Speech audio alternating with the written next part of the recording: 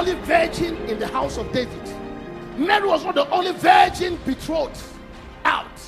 But the angel of the Lord bypassed everybody, and the messenger was sent into the house of Joseph and to that young lady damsel called Mary, 16 years old. And when the angel came, he said, highly favored one, the Lord is with you. Today I declare that your favor will attract a visitation. Your favor will attract a visitation. Because you practice the presence of God, may favor locate somebody here. May favor locate somebody here.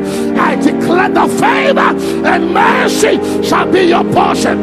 And I don't know about you, but David said, goodness and mercy shall follow me. That means sometimes grace shall follow you because you did the right thing. But the other time, God will say, mercy, mercy, mercy.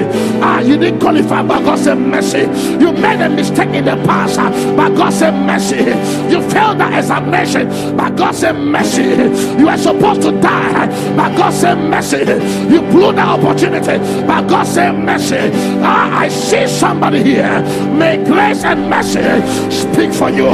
Like blind Bartimaeus, he cried out and said, have mercy on me, Son of David, have mercy on me. Tonight and today I declare that mercy will find somebody, grace will find somebody, grace will find somebody, grace will find somebody.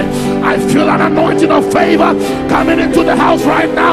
I sense somebody as you leave this service, as you come into this week, an open door is coming to you, a grace is coming to you, a favor is coming to you, a grace is coming to you. I decree and declare it from this month, in the next 21 days, from nowhere, let favor locate you.